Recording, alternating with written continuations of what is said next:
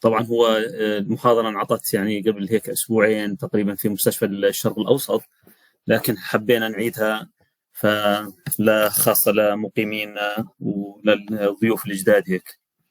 فمساء الخير جميعا والله يعطيكم العافية.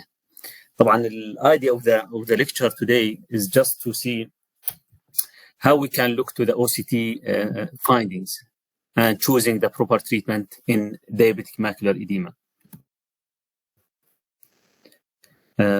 As we all know, it's now around 500, almost 90 million patients suffering from diabetes. This is in 2024. And this number could reach around 853 in 2050.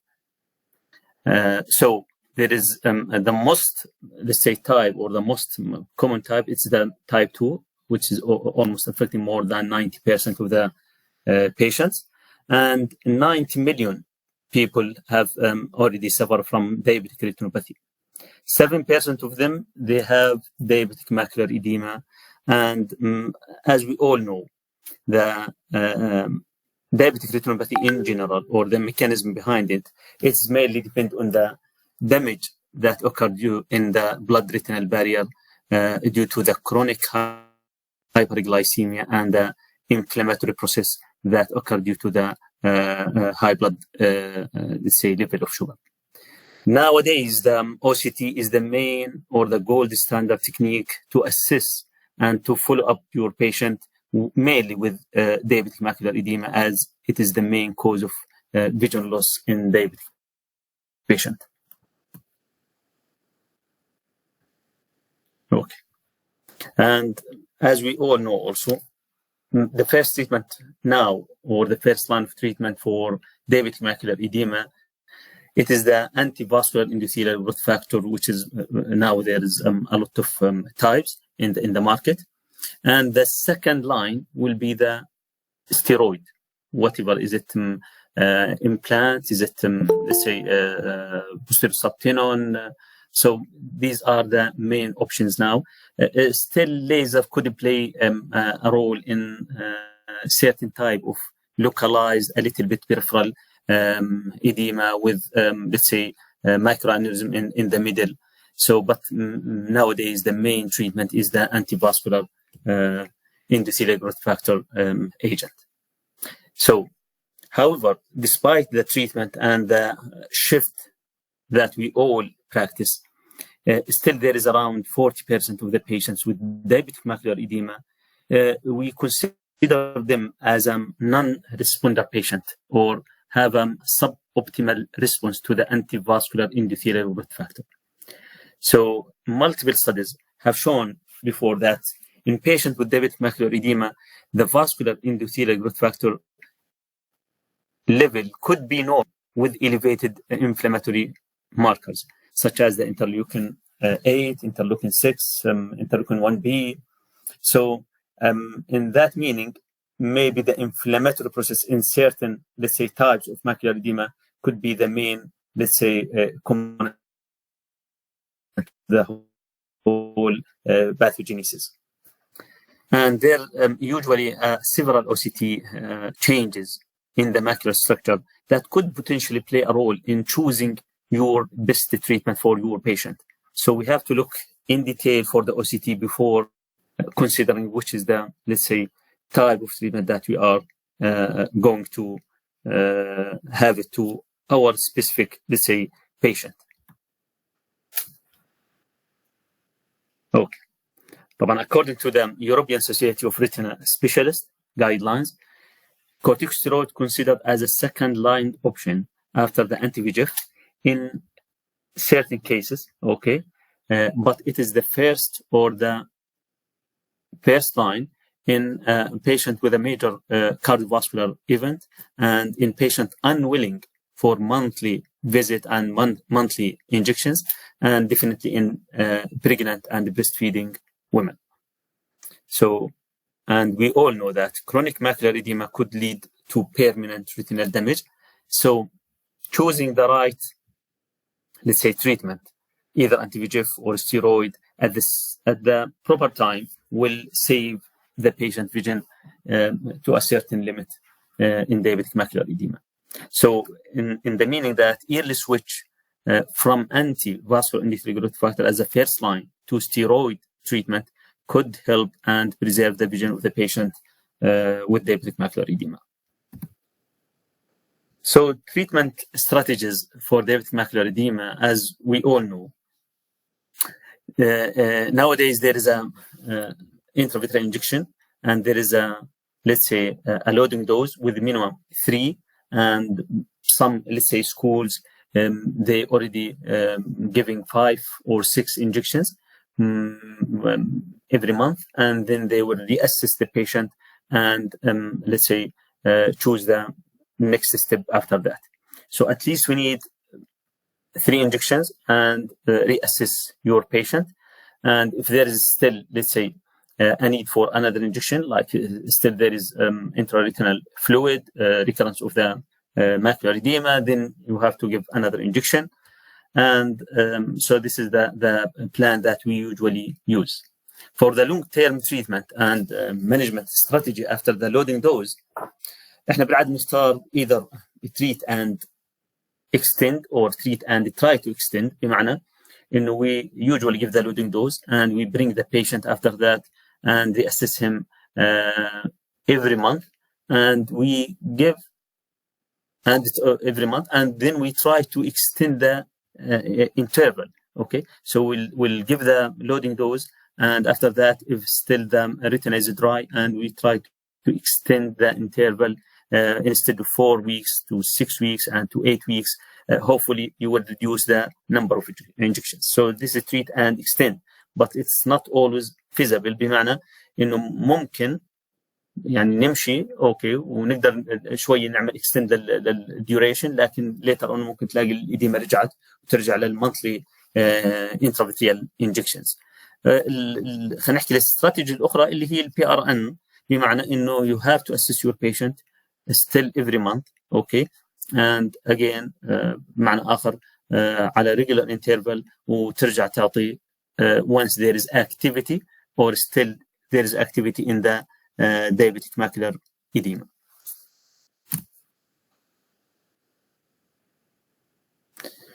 طبعا الايم من خلينا نحكي من الليكتشر today انه this is a recent study, a real, let's say, study on real patient, looking in a retrospective way for the biomarkers that was seen in the OCT for patients started with the treatment with anti-vascular endothelial growth factor. Then a certain percentage of these patients have to switch to dexamethasone or ozordex implant to get a better, let's say, response. It's a multi-center, let's say, study and retrospective. And as I said, it is a real life case series study.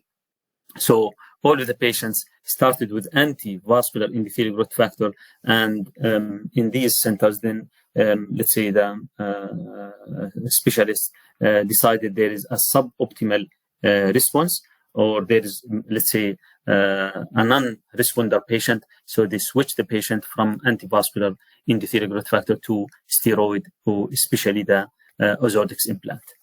So احنا بنتحدث عن study انعملت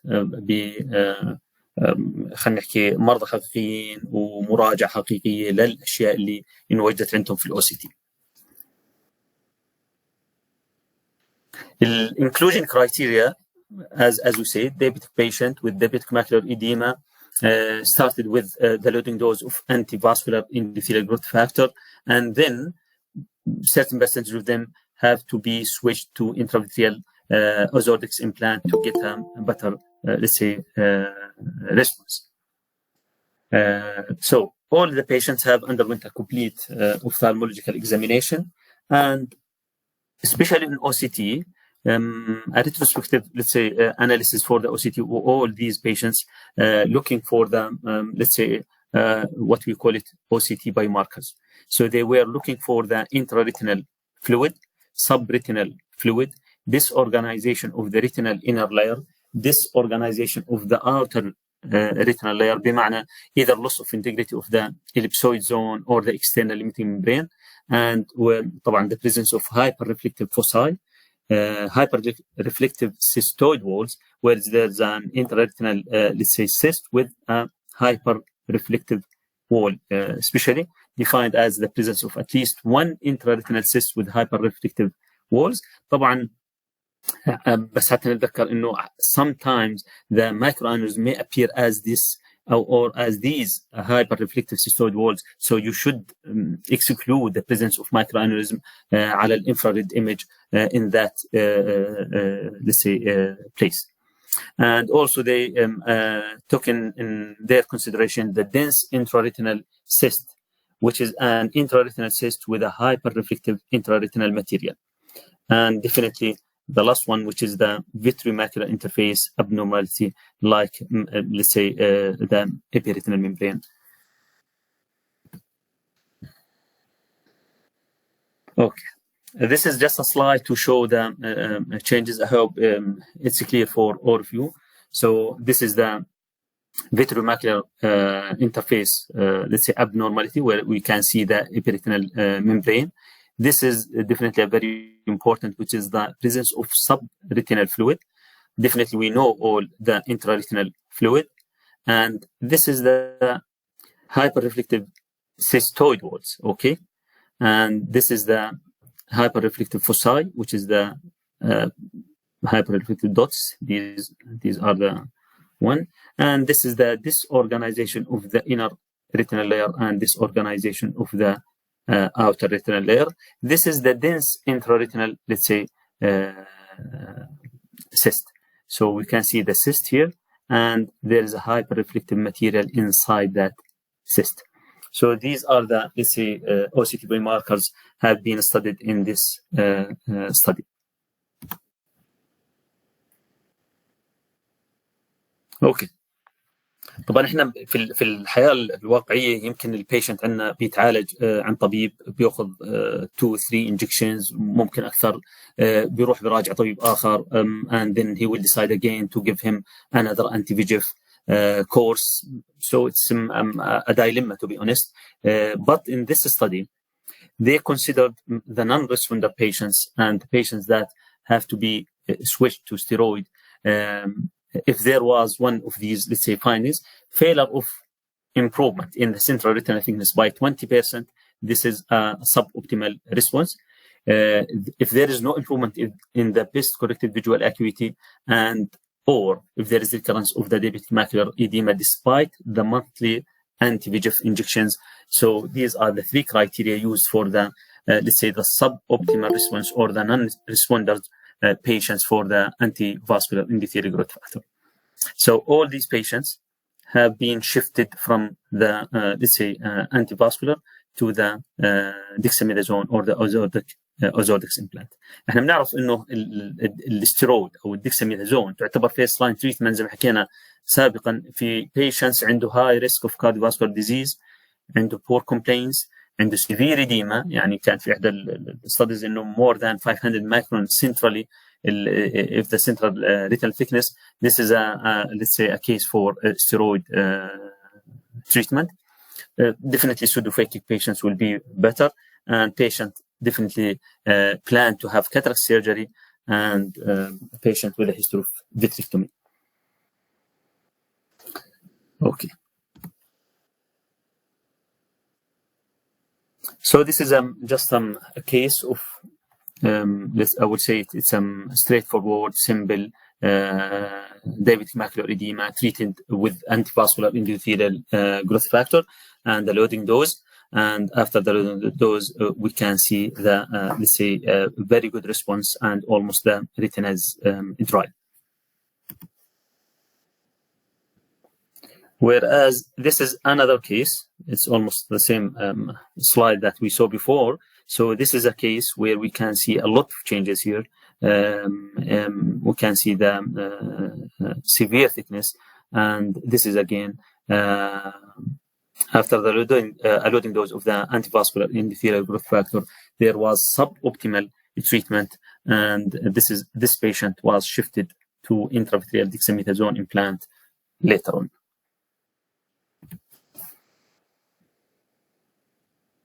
So the let's say total number of eyes in this study was 275.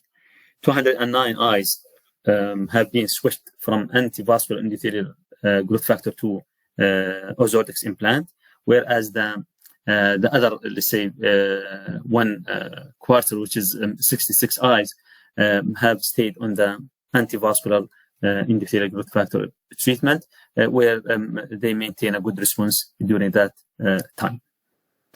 So, on analysis of retrograde, as we said, or a retrospective analysis for the patients that who require switching to orthotics or dexamethasone implant were definitely older in age, and they have a worse best-corrected visual acuity at the start, and a higher central retinal thickness, and definitely, or in a certain way, higher percentage of women need to be shifted to orthotics.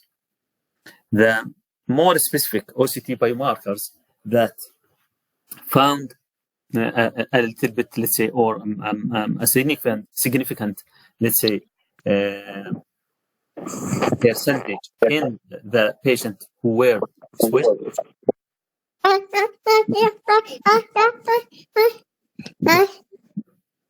مين الحلو هذا؟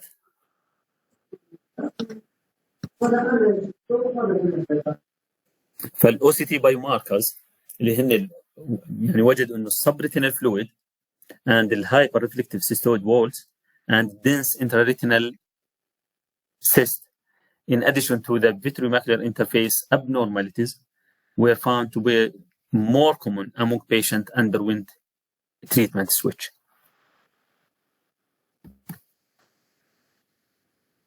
Okay. So logistic regression analysis confirmed that the factors significantly associated with the need to switch from antivascular endothelial growth factor to dexamethasone were the age, central retinal thickness, type of diabetes, which is more common with type 2, and the subretinal fluid, hyperreflective cystoid wall, and dense intraretinal cyst, and vitreomacular interface abnormalities. طبعا it's clear that each factor how many folds affecting the let's say probability of switching from anti-VEGF to orthotics implant.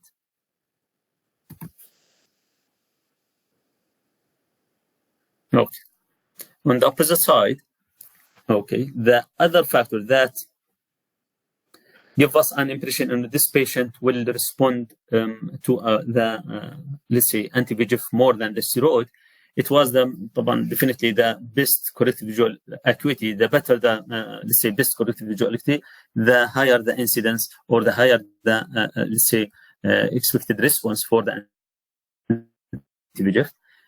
Gender, the male being let's say more responsive to the antivascular endothelial growth factor injections, and definitely the disorganization of the outer retinal layers and the hyperreflective foci.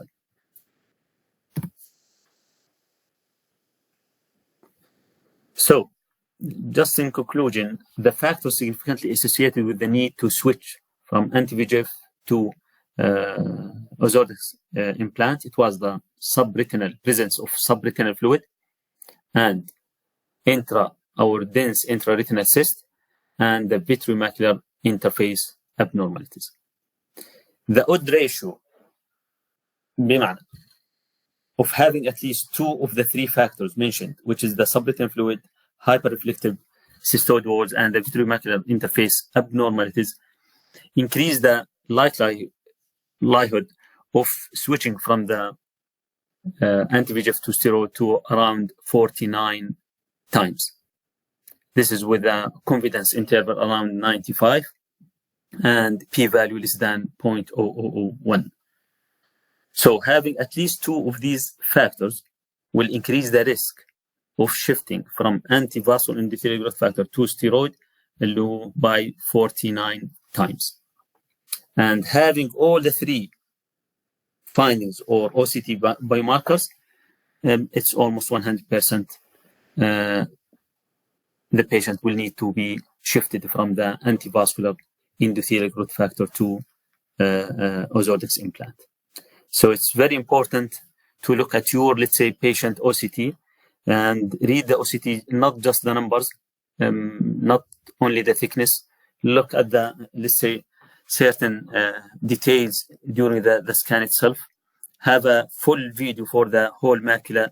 Unfortunately, most of the patients sometimes came to the clinic with just, let's say, a one picture or two picture of the whole OCT scan, showing sometimes just minimum fluid. And recently I saw a patient planned for phaco in the next month, but she came to my clinic 3 days ago and found her to have a settled early macular edema, and nobody, let's say, I will not say nobody, but at least I think they missed it, and it was planned to have a phaco surgery soon. So this is another example for the, let's say, suboptimal response for a patient with certain findings and OCT biomarkers. They were, let's say, show suboptimal response on the anti-VEGF, and once you shift them to the Ozordex, you will find a very nice improvement in their diabetic macular edema. طبعا يعني الموضوع لا يخلو من انه اي ستدي النمبر اول شيء هو limited number. كل ستدي فيها limitations، لكن الجود في هذه الستدي انها multi central study، وانه اعتمدوا the same criteria for the suboptimal response، and it's a retrospective, so it's a real patients, and these findings are a real number of patients and real findings on the OCT.